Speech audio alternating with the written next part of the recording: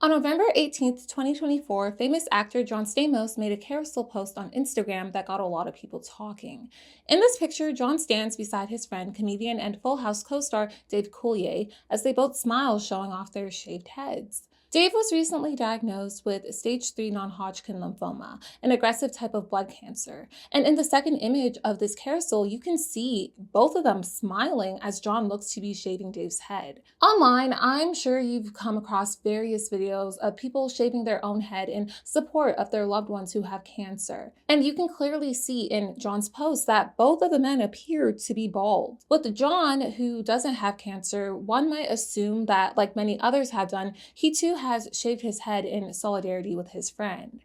However, once you read the caption, you'll see that it states, quote, "Nothing like throwing on a bald cap and flexing some Photoshop skills to show some love and solidarity with my bro at Dave Coulier." After this post was made, while many people were in fact supportive of this particular action, many people were also very stunned. And it didn't take too long before people began taking to social media to voice their opinions on this particular post John just made. Quote, "LMAO, he was like, yeah, sorry for your cancer, but I like having hair." Quote, "That's incredibly cringy. If Stamos isn't willing to part with his perfectly coiffed pride, he's performing. Dave Coulier isn't going to say anything. That's his bra. Really pathetic, Stamos." Quote, "Too vain to shave his head." Quote, "Dave looks upset." And quote, "If that's what you feel is supportive at John Stamos, then get a hair clipper and do it for real. This is absolutely ridiculous. Plus, it makes it look like one huge marketing stunt for yourself." This post would soon leave many to debate on whether the intentions behind it were truly pure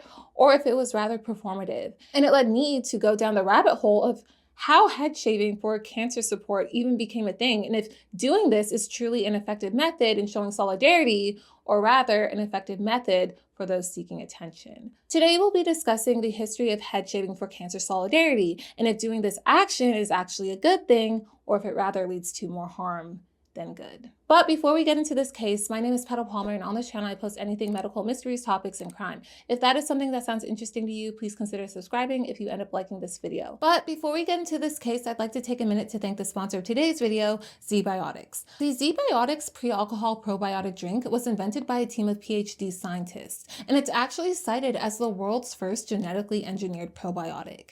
Now, I don't drink, but I do know it's holiday season, and I am a science nerd, so I was actually very excited when ZBiotics reached out. Here's the whole rundown. Whenever you drink, the alcohol gets converted into a toxic byproduct in the gut.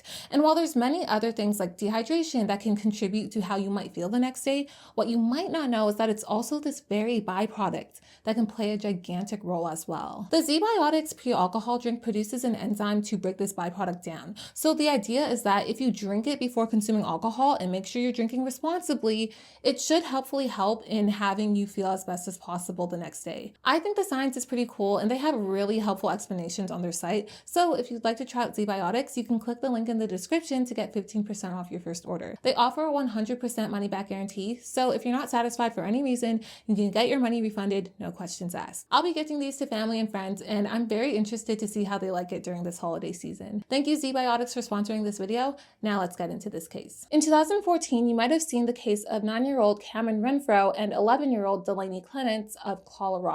In March of that year, after Kamryn's best friend Delaney was diagnosed with neuroblastoma for the 4th time and lost her hair from chemotherapy, Kamryn decided to shave her head in support of her friend.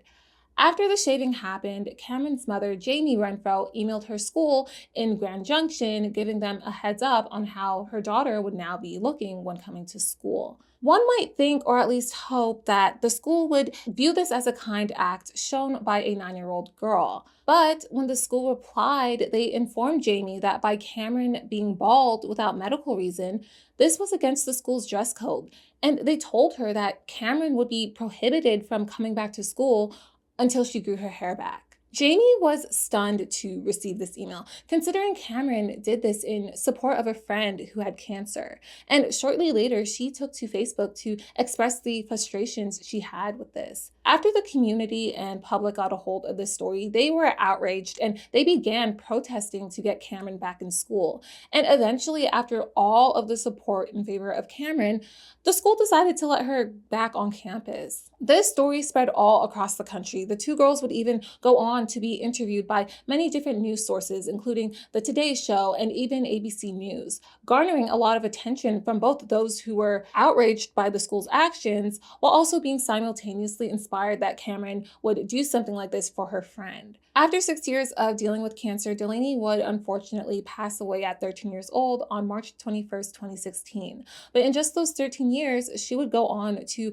inspire many people with her resilience and also the bright energy that many described she brought into people's lives. Now, Kamryn got in trouble by her school for shaving her head, while the public fully had her back. And John Stamos received both support but also backlash after putting on a bald cap to attempt to show solidarity. But after seeing both of these stories, it just had me thinking, in general, how do people truly feel about somebody shaving their head in the name of cancer support? And when and how did this gesture of solidarity even start? You might be surprised to learn about the actual history of head shaving for cancer support and how heavily rooted this practice is in various emergency professions. In Edmonton, Canada, 1994, there was a 5-year-old boy named Lyle Jorgensen. Lyle had been diagnosed with cancer, and after undergoing chemotherapy treatment for it, he lost his hair.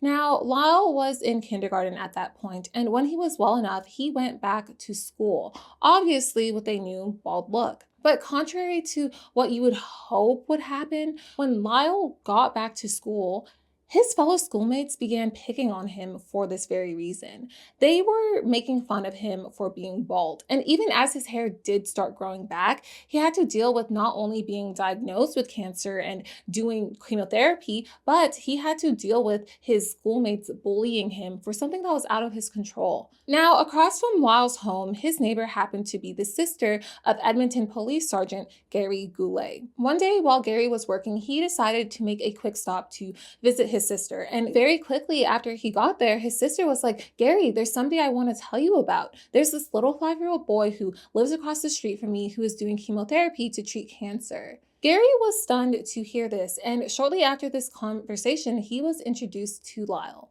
And it was during this meeting when Lyle told him, "The kids at school were making fun of me for being bald." Now, Gary himself was bald. He had his head shaved as a preference for comfort. So when Lyle told him he was being picked on for being bald, Gary was like, "Oh my goodness, what can I do to show this little boy that it's okay and that it's even cool to be bald?" It was at that point Gary was like, "You know what, Lyle? I want to show you something. Let's head to the police station and I'll show you something really cool." Gary asked Lyle's mother if he would be able to take him to the police station. And after getting permission to do so, Gary brought Lyle to the police station, gave him a tour, and he was like, "Lyle, there's a few people I'd like you to meet." Gary introduced Lyle to his fellow coworkers, and at the end, he suggested that they all should take a group photo with Lyle. But this photo wasn't going to be with just every police officer who was there, because before taking the picture, Gary told the team that the photo was for bald guys only. Lyle, alongside Gary and the other police officers who were bald, posed for a picture all together. And it was after seeing this happen when all the police officers at the police station who had hair, without hesitation, lined up in the parking lot and got their heads shaved. After this picture was published in the Edmonton Journal, media outlets all across the country began picking the story up. And it didn't take too long for Gary himself to start receiving letters from people writing to him about how much the story touched them. He received letters from all around Canada, but there was one letter in particular from a woman named Lorna in Ontario that specifically stood out to Gary. As he read that letter, he learned that Lorna was the mother of a daughter who survived cancer. And in this letter, she thanked Gary for being an inspiration to children all across Canada who were dealing with cancer. But it was when Gary got to the final line of the letter when he saw something that really got him thinking. Because Lorna finished off the letter by writing, quote, "How about a challenge to other police departments as a fundraiser?" Gary stated that it was this very letter that inspired him to do more, describing, quote, "I just thought to myself, maybe there is something that I can do. Maybe we shouldn't just let it end here." After reading this, Gary subsequently headed to the Canadian Cancer Society, telling them that he wanted to raise money for cancer research. And after being given donation jars, he began his fundraising efforts by placing these jars at various police stations in Edmonton. It was just after 1 year of doing this very simple task when he was able to raise 5,000 Canadian dollars, or about 3,500 US dollars, toward the Canadian Cancer Society. And after seeing how successful doing this was, Gary decided to take it to the next step by organizing various head-shaving fundraiser events across police stations in the area. Gary described this fundraising idea stating, quote, "Back in that time, having your head shaved was not very common. So when you start your shift and 12 other officers arrived with their head shaves, you began to get recognized in the community as those officers supporting cancer." As more and more people began talking about these head shaving fundraisers and as media continued covering it, it started gaining widespread interest all across the country, specifically for many organizations related to police.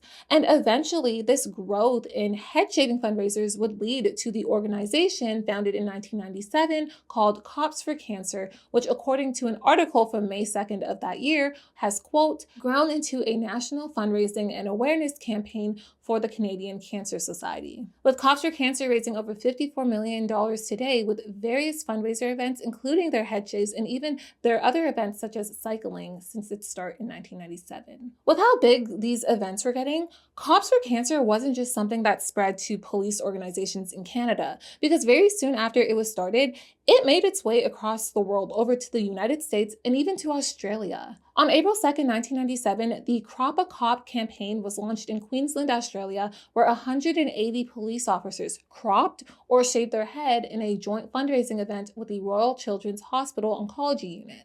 They were able to successfully surpass their goal of raising 250,000 Australian dollars, or about 160,000 US dollars, from this event. And soon enough, similar initiatives began taking place in many areas around Queensland. On August 16th, there was a main state shave at Queen Street Mall, followed by an aftershave Baldy's Bash. And there was even a national head shave event held in the city of Hobart, where 800 police officers from all around Australia were able to collectively raise 2.5 million Australian dollars for cancer research to take place at the Royal Children's Hospital Oncology Unit. As you can see from this newspaper cover from August 26, 1998, this event continued into the next year. But also in that same year of 1998, this campaign would change their name from being called Crop a Cop to being called Bluey Day, named after their mascot, a cartoon police dog named Copper Bluey, with the intention of including all emergency professionals from everywhere in the world, as that is what was being done in what is called the Bluey Day Foundation, founded in 1995. Bluey Day would spread to San Francisco in the States and even Vancouver, Canada around that time. Growing so large, there was even a point participants were required to pledge to raise 1,000 Australian dollars to qualify in certain events. In 1998, at this particular event, an inspector named Tanya Carew was able to raise over 10,000 Australian dollars, granting her the winner of the Bluey Day prize. And this international event would continue as an annual tradition every year, raising over 20 million Australian dollars until it ceased its activities in Australia in 2010, now making the leading annual Bluey Day event to occur at the Fort St. John Hospital Foundation in British Columbia, Canada, every May, and with now various different police organizations and stations partaking in similar head-shaving fundraisers. While these events initially featured emergency professionals, they eventually began expanding to be named after and even include involvement of both patients and even the public. In 1998, in Saskatchewan, Canada, the Braden Ottenbright Close Cuts for Cancer campaign was started. Braden Ottenbright was a young boy from Yorkton, Saskatchewan, who was diagnosed with ganglioneuroblastoma in March 1998, just before his 4th birthday. His family initially started the event as a fundraiser to help support Braden during that time. As the cancer progressed, Braden would unfortunately pass away before his 6th birthday at age 5 on February 11th, 2000. But through his campaign, he and his family have been able to raise over 1 million Canadian dollars for local cancer initiatives. Likewise, on March 17, 2000, the St. Baldrick's Foundation hosted their first head shaving fundraiser event in Manhattan, New York. This foundation is currently the world's largest head shaving fundraiser program, shaving more than 6 million heads and raising over $354 million for childhood cancer research since 2005. And similarly, in 2001, the Lucan Shaved Head Challenge was started by Serge Tremblay in Granby, Quebec, raising more than 63 million Canadian dollars, or about $44 million today, with over 100,000 participants to support children with cancer. These organizations would continue to host their head shaving fundraisers annually, and as you can see throughout the years, they became extremely successful in raising funds, particularly for childhood cancer. And so, with how popular these events were getting, it was no surprise when eventually these head shaving initiatives began making their way not just into fundraisers, but into TV media. In Season 6, Episode 16 of Sex and the City, character Samantha Jones' boyfriend, Smith Jared, shaves his head in solidarity after she was diagnosed with cancer and losing hair from treatment. Even in the 2009 film adapted by Jodi Picoult's 2004 bestselling book, My Sister's Keeper, character Sarah Fitzgerald, played by Kamryn Diaz, shaves her head in solidarity with her daughter Kate, who too was bald after losing hair from cancer treatment. And from the start of YouTube in 2005 and even until now, there are many videos of different schools, organizations, charities, sports teams, and so many people shaving their heads to not only support their loved ones and raise funds towards cancer, but also to donate their hair to different wig-making charities. London, England's oldest surviving wig makers, Raoul Wigmakers, has been open since 1899 till today. Since then, and after partnering with the National Health Service, or NHS, in 1949, they've crafted thousands of wigs made of human hair for both alopecia and cancer patients, being one of the first wig makers to offer wigs through the UK's National Health Service. Similarly, the Little Princess Trust was started in 2006 in the UK in memory of Hannah Tarpley, a 4-year-old girl who passed away from cancer. This charity aims at providing real human hair wigs for children and young adults up to the age of 24 after Hannah's family had a hard time finding a suitable wig for her when she went bald from chemotherapy. Likewise, in the United States in 1981, the nonprofit organization Wigs for Kids was started by certified cosmetic therapist Jeffrey Paul after his niece was diagnosed with leukemia. Locks of Love was started in 1997 by retired cardiac nurse and volunteer Madonna Kaufman in West Palm Beach, Florida. And many more organizations were developed to this day, whether it be large organizations or even local hair donation charities. I do think with this, by the way, it's very important to note the disparities when it comes to Afro hair, also known as natural hair, in reference to hair donations. In 2020, a 10-year-old girl named Carly in Norfolk, England, was told by organizations that her hair was unsuitable for charity wigs. The Little Princess Trust told her in an email that, quote, "Unfortunately, the techniques and instruments used mean that the hair is more prone to breaking due to the different structure of the hair." While charities did and still do provide wigs to people with Afro hair, for many years, people with Afro hair weren't allowed to donate their hair to charities like these, as they weren't accepted due to the lack of techniques or instruments as mentioned in the email. What the charities instead would do is use the donations from those with straight hair to just manipulate the wig into tight curls however they could.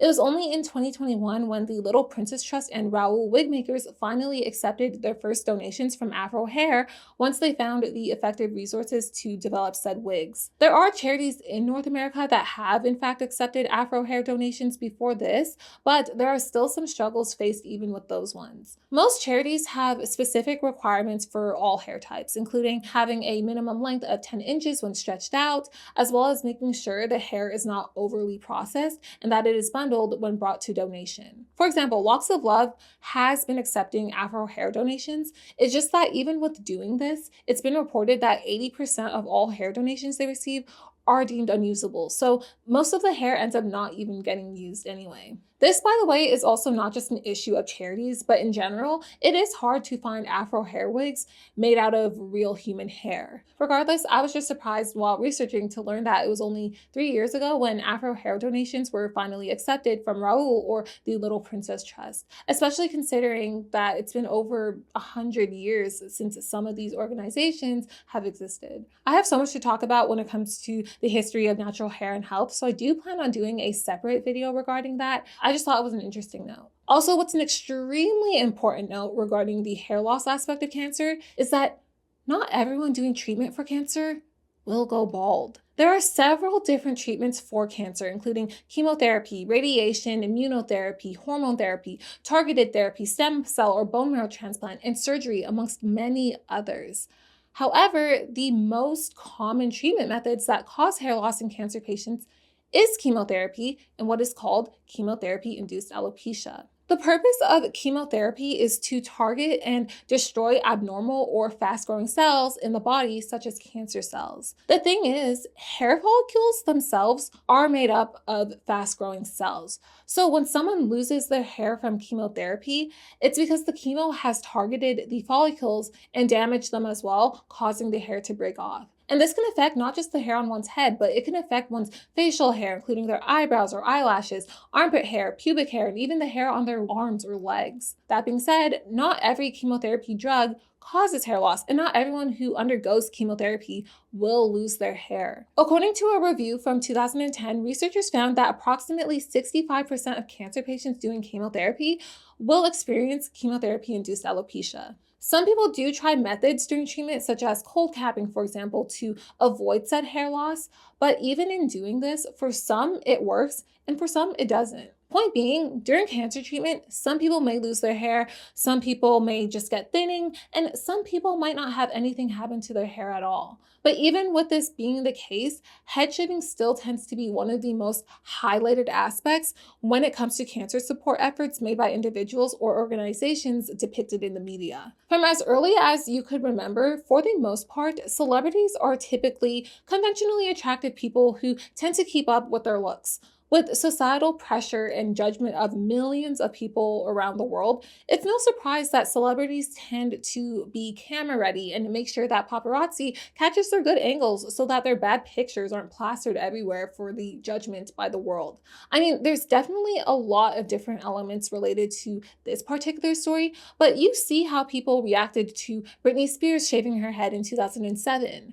She was a symbol of beauty and femininity, which by most Western societal standards includes having long, beautiful hair. So for her to willingly go bald, people were absolutely stunned by this and were convinced that this was the start of a mental breakdown. One People magazine described as something that, quote, seemed to support a narrative that she had become erratic. I particularly remember in 2012 when Willow Smith was 11 years old, she too shaved her head, and a lot of people also made this a big deal.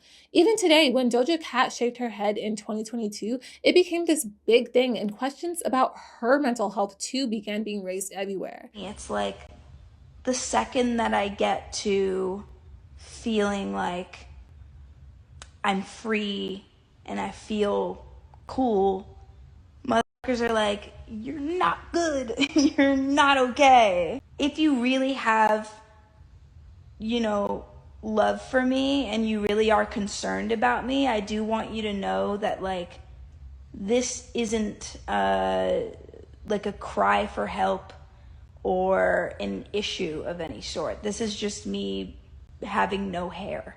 Celebrities, most notably women and girl celebrities in particular, tend to get a lot of flack simply for shaving their head out of choice. But when it came to celebrities shaving their head in solidarity of cancer patients or to donate, most people didn't see this as a concern for one's mental well-being.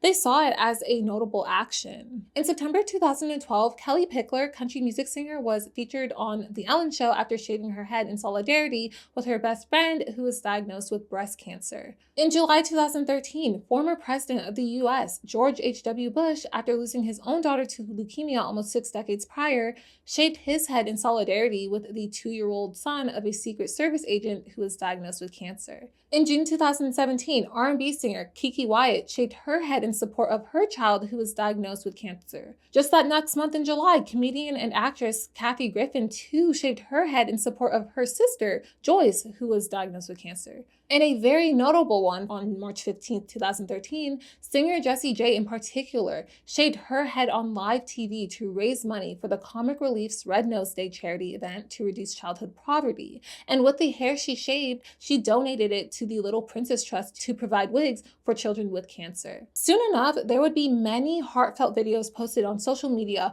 often going viral, depicting people turning the razor on themselves and shaving their head in support of their loved ones. Similar to the Sex and the City scene where Samantha's boyfriend Smith turned the razor on himself, many people would post real videos online of them doing the same thing, just actually in real life. So, I shaved my head today for my sister, and she's sitting here because she thinks she looks ugly. So let me show you. These are meaningless, Gabby. Like, who cares about these? I don't care about them. I love you. You look beautiful, boo-boo. Whether it be one's parent, child, sibling, friend, significant other, teammates, or even their barber, these videos would undoubtedly evoke a lot of emotions in those who view them, especially with the surprise nature a lot of them usually occur at. With the public and even some celebrities now partaking in head shaving, whether it be in solidarity or even to donate, this for the most part was and still is received pretty positively, with the intentions behind it seeming very genuine. But with how popular, for a lack of a better word, head shaving was becoming, it soon began to raise concerns regarding the motives many of these head shaving participants had. In an October 2014 issue on the You magazine in South Africa, viewers were able to witness model Leanne Liebenberg with no hair, completely bald, in the magazine's cover image alongside a total of 6 other South African celebrities, all with bald heads, to raise awareness for cancer. Kind gesture, right? These 6 celebrities were featured in this magazine because they all shaved their heads to raise awareness for cancer. Right? Wrong. In every one of these images, these celebrities were not bald. They weren't even wearing a bald cap. They were photoshopped to have their heads look like this. After this issue was released, many people were offended to see such images in this magazine, and many took to social media expressing the qualms they had with it. One Facebook user expressed, quote, "As a cancer survivor, I find this offensive. It is not a joke, and cancer cannot be photoshopped away." And another user expressed, quote, "I shaved my thick, long, curly hair in support of cancer. People looked at me differently, but I knew why I did it. This is a farce. Rather, don't fake it. Cancer patients go through the real deal. It's not play photoshopping." The team at You magazine was very surprised to see the reaction to the campaign online, and they quickly responded to not only apologize, but to share their intentions behind the campaign. They explained that they got the backing for this campaign by CANSA, which is the Cancer Association of South Africa. And they further explained how their main idea was to use celebrity ambassadors for the campaign, as CANSA typically does this to help bring more eyes and awareness to the messages they were trying to spread. Linda Peterson, the publication's editor, stated, quote, "We are sorry we offended some cancer survivors and family members with our cancer awareness campaign. The magazine often covers heartbreaking news stories related to cancer, but for Breast Cancer Awareness Month, we wanted to do something different, something that would really make everyone sit up and take note. And this is exactly what happened. For many celebrities, their hair is an integral part of their public image, so we were thrilled that so many were brave enough to show what they would look like without hair. Like it or hate it, this campaign has got people talking about cancer, and that was always our objective. The response to the You magazine issue was actually so bad, somebody named Anthony Brutus had even filed a complaint with the Press Council of South Africa about them. The Press Council is the, quote, "custodian of the Code of Ethics and Conduct for South African print and online media." So they handle complaints of ethical violations in print or online media in South Africa. And in this complaint, it states that Anthony described the pictures and text as ill-judged, insulting, inaccurate, and insensitive. Further, quote, arguing that cancer carries a stigma which cannot be removed by shock tactics, and asking, quote, why is the only actual cancer survivor in the article portrayed with her natural hair in full focus and not with a photoshopped image? Why try to glamorize a disease that is not pretty? This complaint was eventually dismissed with the council reasoning that You magazine never intended to mislead people, as they stated many times that the magazine images were Photoshopped, and also reasoning that the campaign was endorsed by the Cancer Association of South Africa themselves, which is clearly a governing cancer organization in the country. Lucy Bologna, the head of marketing and communications at Cancer, who gave the You magazine the okay for this campaign, stated that the reason they were all for it in the first place was because they'd previously worked with another magazine who did something similar using celebrities. And she stated that because it was, quote, done by a previous magazine and we had such a positive response, we were surprised by the negative reaction. The thing is, as I read this, I just had to wonder, if a similar thing was previously done in the past, why were the reactions positive then and not now? And so after some digging, I saw that one source states that the magazine that they were allegedly referring to was the Marie Claire magazine. And after some more searching, I found that the Marie Claire magazine did in fact release an issue in October 2009 for Breast Cancer Awareness Month, with the description on the cover stating, quote, South African celebs go bald. While I couldn't find the actual images of the bald celebrities, and I am going to look for them, if I find them, I'll put them in. An article from September 11th, 2009 states, quote, Miss South Africa Tatum Keshwar, comedian Mark Lottering, weatherman Derek Van Dam, and professional surfer Roxy Lau have all said farewell to their hair and bravely posed bald for a breast cancer feature in the October issue of Marie Claire magazine. So if this magazine is in fact the one they were referring to in which they had a positive response, I would honestly assume that the response was likely positive because according to this magazine, the celebrities actually did shave their head and didn't just Photoshop themselves bald. And I do think it would make sense if this was the article because it does look like Mark Lottering, the comedian who was a part of this magazine issue, was in fact a celebrity who had worked with cancer relatively often, including in both 2013 and 2014 at an event called the Shave-a-thon hosted by Cancer. Say this all to say, even 10 years ago in 2014, which by the way is absolutely wild that 2014 was even a decade ago, but even 10 years ago, people did find it a bit weird to do a head shaving campaign for cancer where the person doesn't even end up shaving their head and instead just Photoshops it. Because at the end of the day, you still have your hair. All you did for that magazine issue was smile and look cute. Whereas a cancer patient, when they look in the mirror, they can't just magically get their hair back. Their hair is gone. It's not something you could just Photoshop whenever you please in the name of solidarity. Although it does make sense that celebrity endorsement would bring more eyes to many different topics, including ones like this, it just can only make you wonder, where is the line between bringing more eyes and just absolutely offending cancer patients? I see that in the complaint from Anthony, they mentioned that there was a cancer patient in the magazine alongside the celebrities. But for some reason, the cancer patient was allowed to keep their natural hair in the image, whereas the celebrities were Photoshopped to be bald. The question with this is, if you truly wanted bald celebrities, why not find celebrities who are actually willing to shave their head, like in the 2009 magazine? And if it simply came down to just really wanting to use these specific celebrities who didn't want to shave their head, why not keep them in the picture with their actual hair and find cancer patients who may be bald or not, pose beside them? I mean, I'm sure you've seen videos online where celebrities might visit a patient in the hospital. These videos do spread online and still gain traction even without the celebrities showing up to the hospital with a bald cap on or photoshopping their images afterwards. But then, even disregarding the whole photoshopping controversy, eventually it got to a point where people in general were like, why on earth are we even having these head shaving events?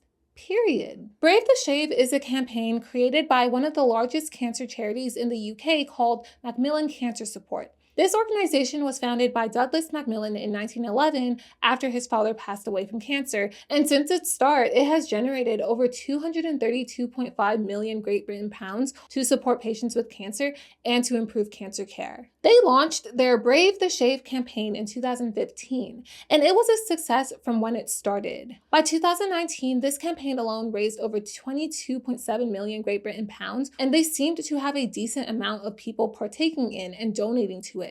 But while it was quite a successful campaign for them, it didn't take long after it launched for people to express the concerns they had regarding the way they were operating it. How these head shaving fundraisers typically work is that the person getting their hair shaved would make a pledge and start doing some fundraising to raise money for that pledge. For example, with Bluey Day, as we discussed earlier, if participants reached their pledge, they'd get their head shaved. But if they didn't reach their pledge, they'd instead get their hair dyed blue. With Cops for Cancer, individuals or teams can sign up to create a head shaving fundraiser. But in doing this, each participant who signs up to take part is asked to raise a minimum fundraising amount of 100 Canadian dollars or about 70 US dollars. The idea with this is to try getting people to either join your team or donate to your fundraiser, kind of like a competition to see which teams can get the most pledges for their hair so they could in turn likely raise the most money. With Brave the Shave, on the other hand, participants sign up as individuals, and when they do, they pledge to shave their head in return to receive donations and sponsorships from donors. Participants are provided a fundraiser link to their page where people can donate. On their page, they can write a brief story about themselves on the reasoning behind why they're partaking, and they can even write who they're shaving in memory of. Similar to crowdfunding sites like GoFundMe, for example, donors are able to write a comment on their page with their name if they want, sharing their support or words of encouragement. And very notably included on their page is the date of their planned head shave, along with links to share the fundraiser to others. These head shaves are typically encouraged to be live streamed and broadcasted on social media to maximize the amount of fundraising they do. Brave the Shave in general relies very heavily on their marketing and social media aspect because that is their main method of getting the campaign shared on a wider scale. Hatched London, the advertising and creative agency behind the campaign from 2018 to 19, described their campaign strategy, stating, quote, "The campaign we've created focuses on the shaver themselves, celebrating what is about them, what drives them to take on this challenge. Our campaign spans across print to digital, TV to radio, always harrowing the incredible people that take part. Our visuals combine these punchy headlines with eye-catching photography of the intense moment the clippers first touch down on the brave shaver's head, creating a campaign that conveys the buzz of the event itself." Now, as these head shaves were being promoted in ads and being shown in videos all on social media depicting these punchy headlines, eye-catching photography, and intense moments of these brave shavers, it didn't take long for people, including cancer patients themselves, to discuss the reservations they had for the head shaving campaign. On the Macmillan community website on June 25th, 2016, one user took to the Macmillan Breast Cancer Forum to start a thread titled, "Does anyone else dislike the Macmillan Brave the Shave campaign?" In this thread, they wrote in part, quote, "This is encouraging people to raise money for people affected by cancer by shaving their head. It has fostered a climate where people think it is showing support to people who have lost their hair by doing this too. Frankly, I find people who say they will get their head shaved as support and that say they do it to share our experience haven't a clue. They might choose this. We haven't chosen it and wouldn't. It may sound over the top to some of you, but I find this whole campaign offensive, insensitive, and patronizing, particularly seeing people smile while having their head shaved and people cheering. I didn't smile and my daughter and husband didn't feel like cheering when they shaved my head. I have messaged Macmillan previously and never even had a response. I've commented on Facebook under their posts in the past, urging people to find fun ways to raise money, and there are so many, and not to do this for me. And there's always a huge response in terms of likes and comments from people in our reluctant community. If people are with me, maybe we can convince Macmillan to stop this barbaric approach to fundraising. Several others commented under this thread, becoming one of the longest in the forum, and a lot of these people were voicing very similar feelings. These comments weren't only just on the Macmillan Breast Cancer Forum, but they were also on social media and even on different sites like Mumsnet, where one user wrote in part, quote, "I hate these campaigns. It is not just about braving the shave. It's facing up to the reality that even if/when my hair starts to grow back, I'm unlikely to live long enough that it'll ever be this length again. All the big cancer charities seem to have completely lost touch with the actual experience of cancer patients. I know they need to make money, but why can't they do it in ways that don't upset or offend the people they want to support?" With another cancer survivor and artist, Rebecca Masterman, describing to The Times, quote, "There is nothing brave about shaving your head. Shave your head, shave your eyebrows, pull out your eyelashes, endure surgery, chemotherapy, radiotherapy, hormone therapy, and all the never-ending permanent side effects of treatment. And even that's not brave. We have no choice. It's that or die, not much of a choice. Many have expressed that they were glad to see fundraising events happening, and they were appreciative of money and awareness being raised.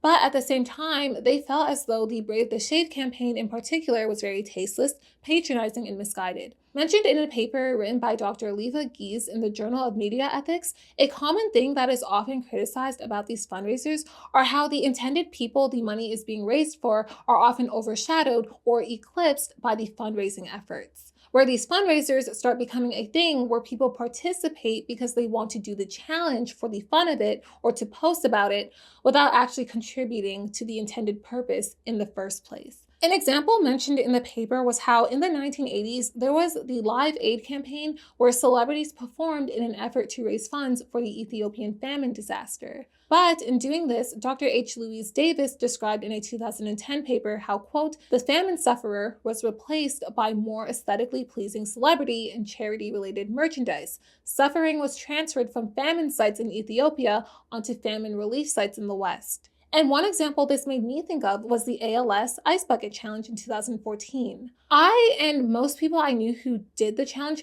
truly found a lot of excitement and placed a lot of emphasis on the actual challenge as opposed to the actual idea behind it of raising awareness or money for ALS, aka amyotrophic lateral sclerosis. Granted, I was 12 years old when the challenge started and I was kind of just in my own 12-year-old world, but point being is that there were a good chunk of people who did the challenge not actually paying attention to the actual ALS aspect, but rather the fun social media trend of it. With that being said, however, the ALS Ice Bucket Challenge was in fact more than just an internet trend, but it was an actual successful campaign. It raised over 115 million US dollars in that first year they did it, and it brought so many more eyes to ALS.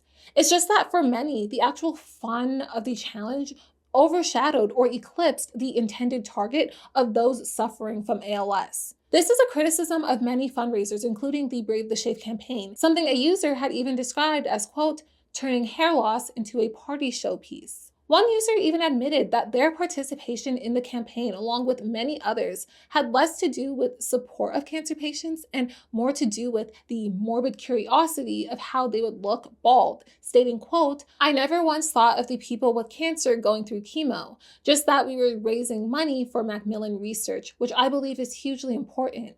If truth was told, we also had a morbid curiosity to see what the shaver looked like bald. Sorry.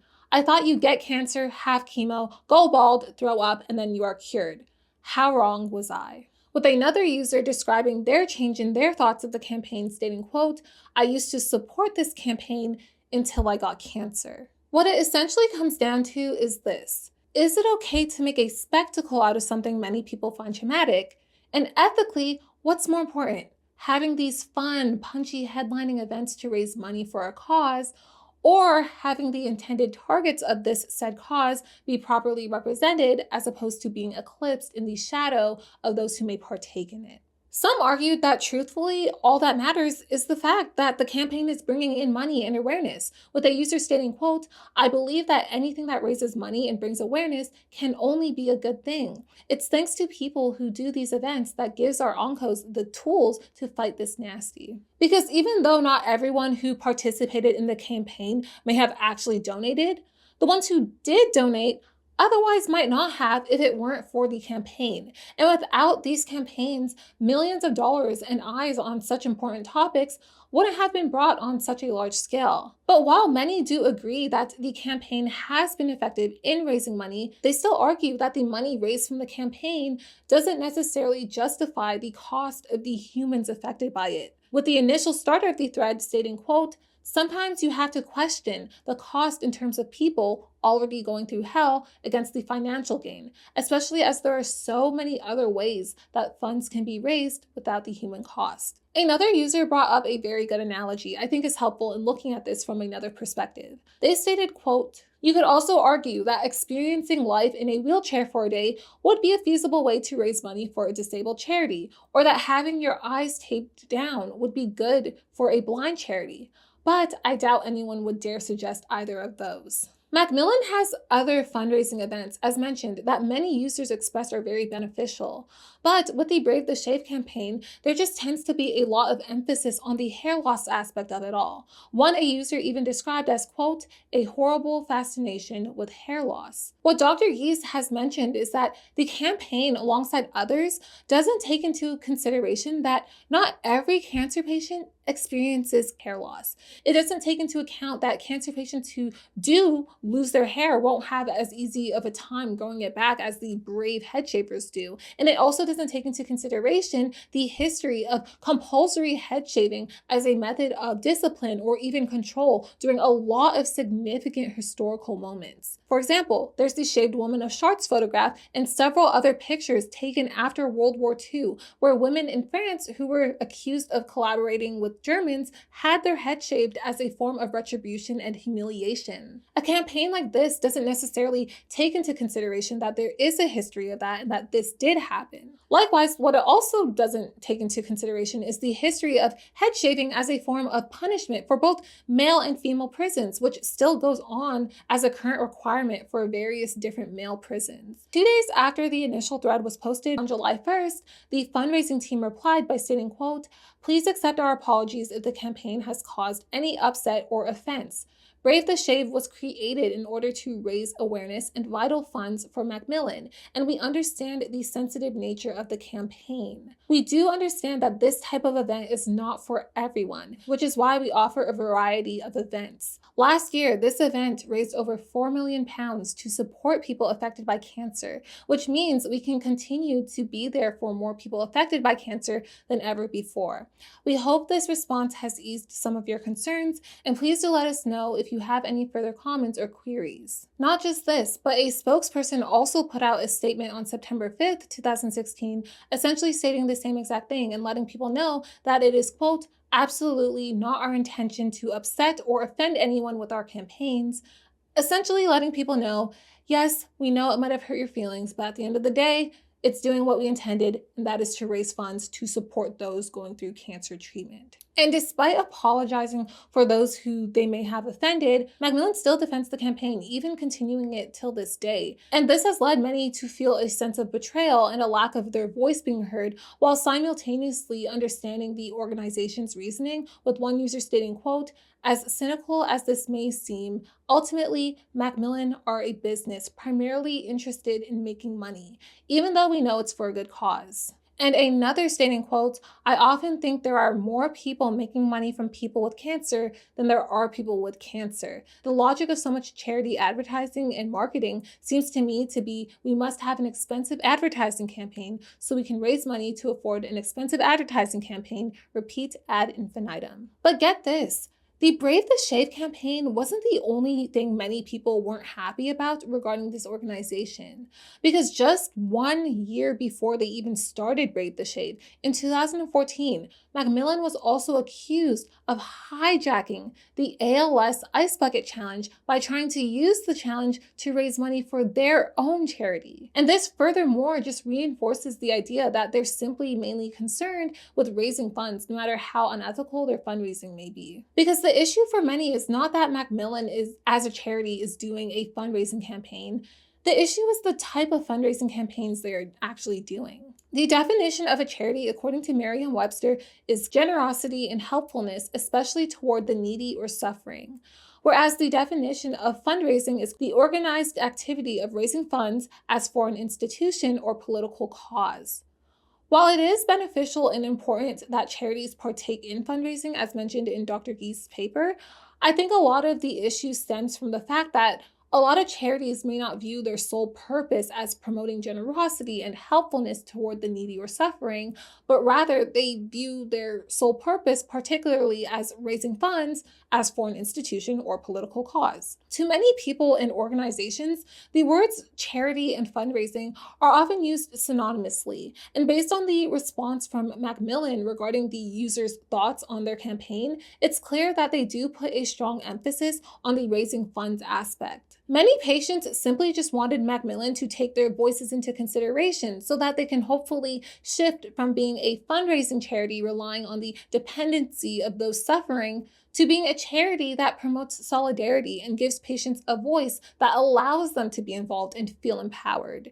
Patients just want to be viewed for who they are and not pitied because of the heroes who are shaving their heads on social media so that they could put money in their pockets. Some have mentioned, even if it's doing something as simple as changing the name of the campaign or the marketing tactic, it wouldn't be the first time an organization changed their name to be something that was more considerate to a group of people. And even if the concern is simply that the organization will start losing out on money, as one user mentioned, money isn't everything. A reasoning mentioned in the Dr. Geese paper when considering why people shave their head, specifically regarding loved ones of those who have cancer, one might argue that they do this simply as it could be a way for them to cope or to attempt to gain control in a situation as unpredictable, worrying, and hopeless feeling as a cancer diagnosis is. Dr. Kathleen Vandenberg explained that it could also be a form of play acting so that those who do shave their head can experience the scary cancer feeling without actually having to experience cancer. That being said,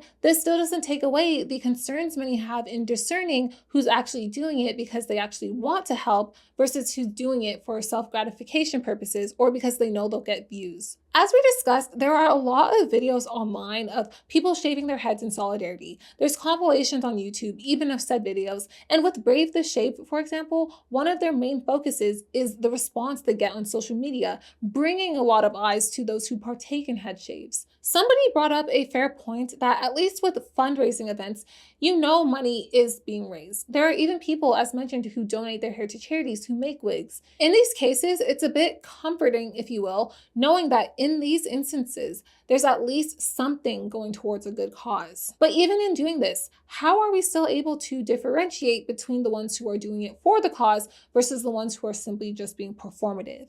And does the intention behind it even truly matter? For example, you might have seen those videos online where people film themselves giving money or food to a homeless person. While many could say that these videos are good to be posted online because it inspires people and shows that there is still good in the world, it also brings the question of what were you actually trying to get out of this? Were you trying to help the person, or did you shove a camera in their face because you were hoping to look like a philanthropist online? Some may argue that filming a good deed ruins the good deed and comes across as disingenuous, while others may argue, who cares if it was filmed? As long as you're helping the person and the person is happy, you did your job just fine. I think a lot of the issue when it comes to head shaves comes from the fact that shaving your head, as much as it presents as something that is extremely supportive, especially when considering how we as humans do take value in our appearance, including our hair. When you actually look at it on a tier of ways to support somebody with cancer, for a lot of people, it would probably be closer to the bottom. Cancer support of a loved one is more than just shaving your head. It's being there for them. It's texting or calling to check in on them. It's bringing them dinner because you know they're feeling tired. It's going over to their home and watching a movie with them if they're feeling too ill to go outside. It's even helping them take out the garbage. Everyone is different, and because you personally know your loved one,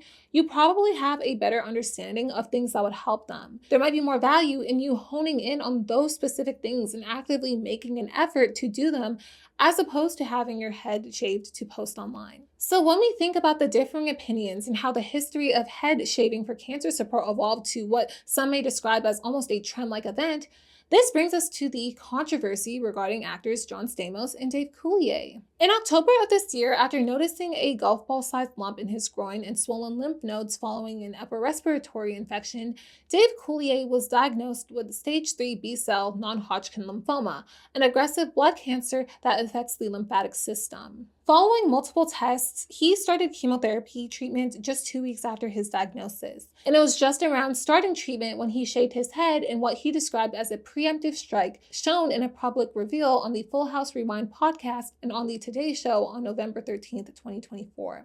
In this reveal, you can see that Dave's head isn't fully bald, rather styled in a buzz cut. So it was only shortly after this when he contacted his friend and previous co-star John Stamos, asking if he wanted to help shave Dave's head fully bald. In a joint Instagram post on November 18th, John posted a carousel of 3 images, with the cover image revealing a picture of him appearing to be bald beside Dave, an image of John actually shaving Dave's head, and an image of John and Dave's wife, Melissa, kissing Dave on the head, captioning the post, quote, "Nothing like throwing on a bald cap and flexing some Photoshop skills to show some love and solidarity with my bro at Dave Coulier.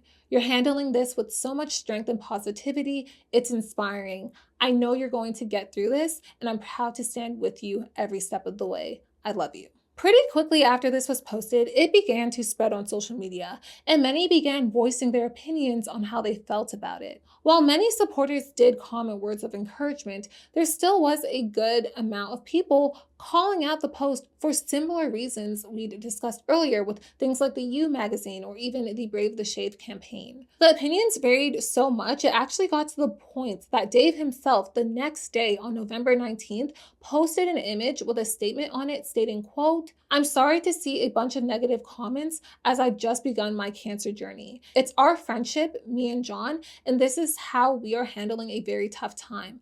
I'm a comedian and humor is what drives me. John knows how to cheer me up, and I laughed out loud when he arrived wearing a bald cap, being a true loving friend and brother." And it was just 2 days after that, on November 21st, when John Stamos himself was stopped by Lions Share News in person, where he was asked about the backlash, and too explained a similar story. John explained that he was just trying to cheer his friend up and get the message across to people to go to their doctors and get tested to be safe, further explaining that he had a show to film starting in a week, and that with this, even if he wanted to shave his head, he wouldn't have been able to because of that particular role. He further expressed his confusion for all the backlash, letting it be known he's not sorry for the post because of the intentions he had of being there for his friend. And he went on to describe the backlash in a term he made up called cancer culture, which I assume is a spin on the term cancel culture. It's just embarrassing to people. I invented a new term. I hope I don't get in trouble for this.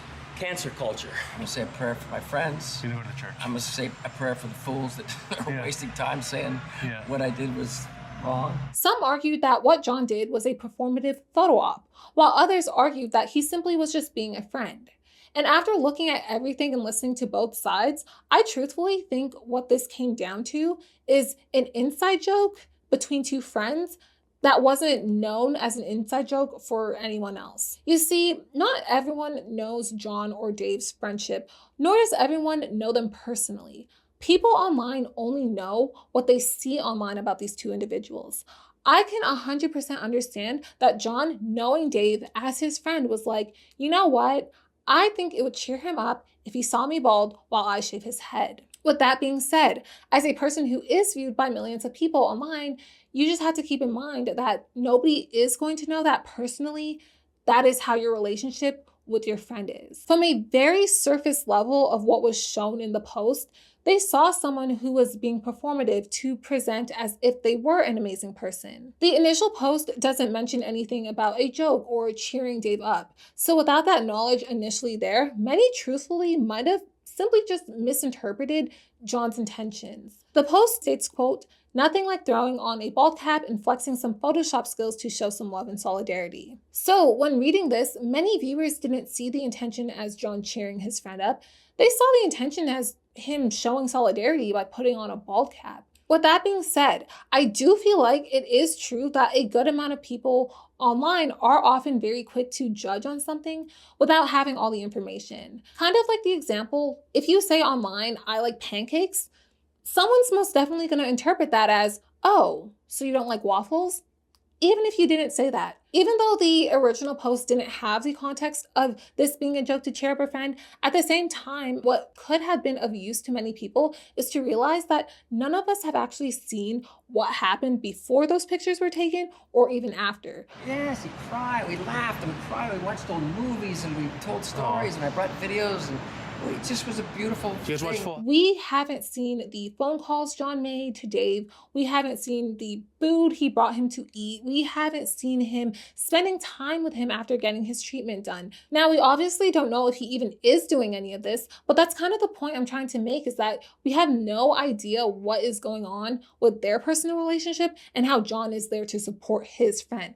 So yeah, he might have did this, but he also might have been doing so many other things to help his friend out during this time. Of course, for many, at a very first glance of the image and the caption, the post kind of looked like a, oh, I don't want to shave my head. I'm sorry that you have to lose your hair, but I love my hair too much. So sorry, I'm not cutting it off. But let's just look at this camera real quick so I can get a post on Instagram looking like a good friend. Many have even jokingly pointed out the irony in that the character John played on Full House, Uncle Jesse, was very hair obsessed. So now seeing this happen in person, while many thought it was a great comedic bit, one that would have been expected of said character, on the other hand, for many, it reinforced this idea that his hair obsession might actually be true not just for the character, but in real life. For example, think back to that magazine from You where they used celebrities with photoshopped bald heads and the negative reaction they got because of that. This was the same reaction many had to the post John made.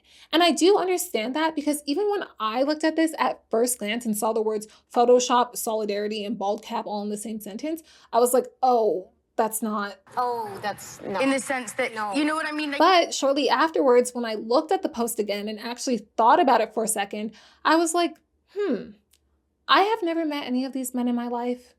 I don't know them from a can of paint. I have no idea what was going on while they took these images.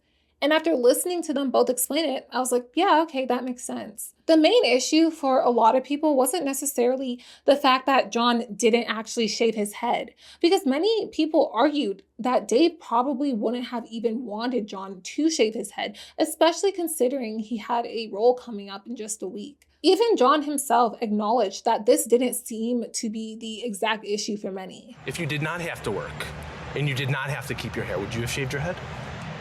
I don't know. It's irrelevant. It's because, it's I didn't realize. I'm sure I've seen it, but solidarity, I guess, was the wrong word to use. But I feel sorry for people. I really do. And it's like, you can't.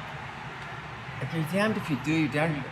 Rather, a lot of people truly just seem to be concerned with John's intentions in regards to Dave's feelings. For example, you could think about it kind of like a scenario where someone is using sarcasm or verbal irony, but the person they're talking to doesn't realize they're being sarcastic or ironic. Take this drawn image of two people on a beach, for example. In this image, despite the weather looking atrocious because it's raining and cloudy, one of the people in the picture says, "Wow, what a nice day," while the other person looks absolutely confused. In this image, the person didn't get your joke, and they might question you on it until you explain it. Although I'm unsure if John was being ironic or sarcastic in his post, the point being is that what one might say might not always be interpreted how they've intended it to be. I'm sure John Stamos, being in the industry for as long as he has, understands that when posting something publicly for millions to see, not everyone is going to think about things from your perspective or view them based on what your intention was. Especially because, just like how we were discussing, it's hard to tell online when people do things because they genuinely want to be there for a loved one versus when they do it because they want to perform and make it seem like they are. And this goes even for people who do end up shaving their head. You can never know anyone's true intentions. That's why when people saw this post and realized he just put on a bald cap, they were like, okay, yeah, this is very much attention seeking, because at least with these people, even if they are attention seeking, they still did the full thing. Somebody commented something on Instagram that I do think gathers this whole point up again. They stated, quote, "You are missing the point. It was incredibly nice of you to support your friend. However, wear your bald cap privately, not publicly, as a joke that you share with your friend. Wearing a bald cap and not actually shaving your head is not a sign of support, especially to cancer survivors. Do not say people are wasting their time commenting on this. I spent 8 months fighting cancer while trying to raise a 4- and 6-year-old. My feelings are valid. Always been a fan, but the bald cap support missed the mark and should have remained private." Or even one tweet stated, quote, "Yeah, it's weird to do as a post. Like, to show up wearing one as a joke to make him laugh to feel better is fun and silly, but to post it like this, It's effing weird, LOL. While I do think that he is allowed to post whatever he wants on his social media account, as it is at the end of the day his account, I do also think that these comments are valid in a lot of ways. The thousands or even millions of people affected by cancer who saw the post, whether it be patients themselves or their loved ones, aren't in on your inside joke. So if you are going to make a public post, you just gotta understand that they're not all gonna be laughing with you. That being said, also mentioned in the comment, I do think it's very nice that he went out of his way to help his friend and cheer him up. Because cancer ghosting is real and you could have cut him off forever and ghosted him. This is an actual thing that happens. A survey has shown to have occurred in about 65% of cancer patients. But you didn't ghost him. You stayed by his side, and that is great. It's just that where people are coming from is that the joke 100% works between you two, and even works between a lot of other people who are supportive of the post, because it does seem like most of the people in his comments were in support of him. It's just that the joke didn't work with every one of the millions of people who follow you. As we discussed with such a topic, there's genuine reasons people feel iffy towards things like this. Because at the end of the day, when you walk out that room, you can take the bald cap off and have hair. Your friend and the many other people around the world who saw that post with cancer can't. Me personally, I feel no ways about what John did regarding myself. It's not affecting me personally, so if Dave likes it, I love it. I think it's great that John went across the country to cheer up his friend. Plus, I and a lot of other people who've had or have cancer also enjoy making jokes about it, and I do feel like humor is helpful for me in a lot of ways regarding getting through cancer. But at the same time, I do understand where people are coming from because it is a sensitive topic and nobody knows about your personal relationship. They just know what's presented in front of them. Many have argued that people are just too sensitive or that people always try to find something to be angry about. This is something a lot of people have stated regarding this situation and even regarding many other topics online, especially when considering the fact that many people were offended for Dave when Dave didn't even say he was offended himself. Whether you do agree if people are overly sensitive or not on certain topics, that is your opinion. I just think with this in mind, even though you're technically not obligated to owe anyone an explanation, it's still always of use to remember that whenever you do post online, not everyone will react to a joke or a statement the same way you do. It's like, for example, I know some people are fine with their friends making racial jokes about them or even using slurs that are not intended for them. For example, some people are fine if their non-Black friends uses the N-word. I'm going to preface, I'm not one of those people, just making that clear. But to some people, they don't care, and to them, that is okay in their personal relationship. Now, if your friend wanted to cheer you up and they said the funniest joke using a racial slur in private and you found that funny, I'm glad they cheered you up. But if your friend decided to post that exact joke online where everyone in the public will see it, I'm sorry, but your friend is going to have to prepare for people to start coming for them. Because that joke isn't between everyone else. That joke is between you two. You two are the ones who find it funny with each other. Not everyone on the internet is going to see that and start laughing with you. Now, of course, with the slur though, we obviously know that saying that in public is 100% against Digital Footprint 101, even if it is to cheer up your friend. And I don't think saying a slur by any means compares to putting on a bald cap. But this is why I can see why John would have been caught off guard, because what he did isn't something inherently wrong or bad. It just was something many viewed as having questionable intentions. Regarding the cancer culture thing, I don't think this post should warrant him getting canceled, nor do I think it would ever get him canceled, because not only do I believe he did have good intentions, but I just think if he were to get canceled, there's definitely much worse things he's admitted to doing in the past with actual bad intentions, which should probably warrant more outrage than this. Some people have even argued that the reason there was likely more outrage from the ball cap situation is simply because they might have not already liked him from some of the things he's done in the past. And they argued that the bald cap thing was just the icing on the cake that they hoped would end up getting him canceled, like mentioned in this tweet, for example. Just to give some quick context, what many have been discussing, such as in the above tweet, was the time where John casually admitted to the Jane magazine in 2005 that he allegedly helped his friend commit a rape or R-word by deception of a drunk woman by pretending to almost sleep with her just to leave the room and swap with his friend who looked like him to actually sleep with the woman. Despite him openly admitting this, some claim that this isn't true because there wasn't an investigation, and some argue that it was so long ago, he was young and is now probably a changed man. That's a whole nother topic. If you'd like a better explanation on that case and a few other cases, I'd recommend checking out this video by Sloan as he goes more into depth on that. But I just thought it was important to mention as some have been citing this as a contributing factor to the bald cat backlash. And also because I just think with an admission like this, there's definitely much worse things that would warrant getting canceled than making the bald cat post. So if the question is, should people shave their head in solidarity with people who have cancer? Well, the answer could be yes or no. Truthfully, I think at the end of the day, it all comes down to the cancer patient themselves. If somebody wants you to shave your head and you want to do it, do it. If someone wants you to not shave your head, don't do it.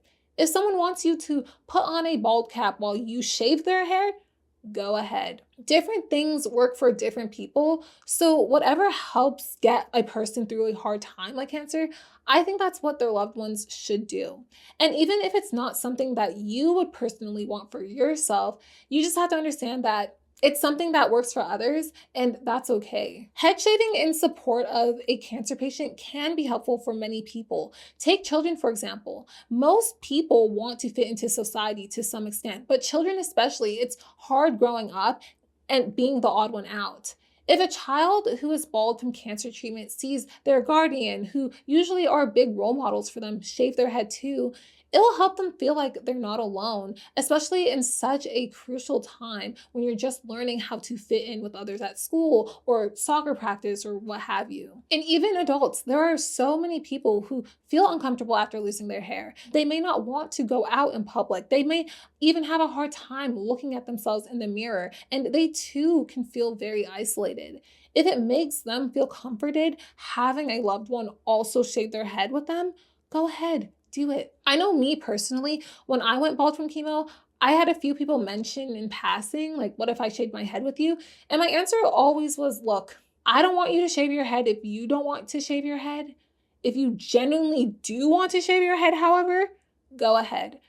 At the end of the day, I don't want you getting rid of your hair to support me.